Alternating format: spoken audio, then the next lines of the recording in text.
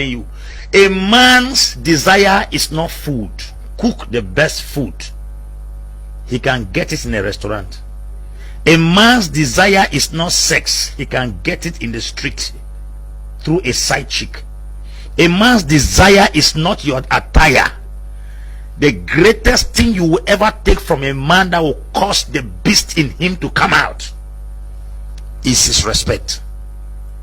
Inherent in every man is a king and a beast.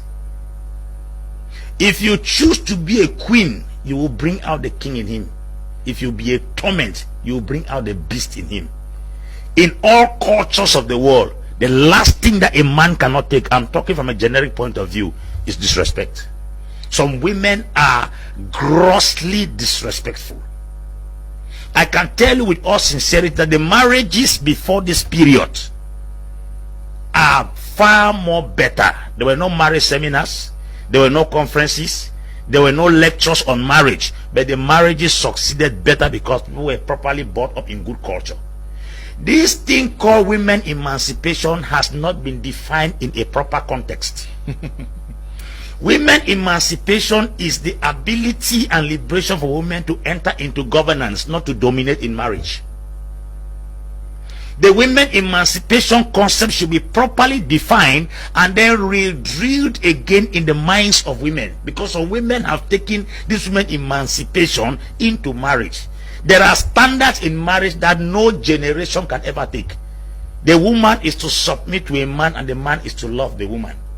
That is the standard. But women emancipation has come to tell us that a woman has equal right and freedom. Since women are president, they can also be husband. Women can be president, women can be governors, women can be due, but a woman can never be husband. Husband is not a position. Husband is not a rank. Husband is not an office. Husband is an ordained responsibility. And until every woman comes to this point to understand that your emancipation will never come to the place where you will become a husband, then every woman shall take her place in marriage. And that's why I say most at times physical response from men is a product of emotional abuse from women. The next thing we have to understand, Mr. Liu, is this: not everybody has the same capacity. Women compare a lot. A woman will want her husband to be like her neighbor's husband. I'm telling you.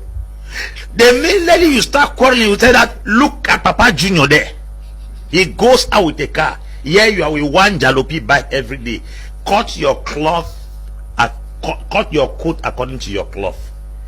Any man that God gives you, it is because that is the capacity of man you can manage.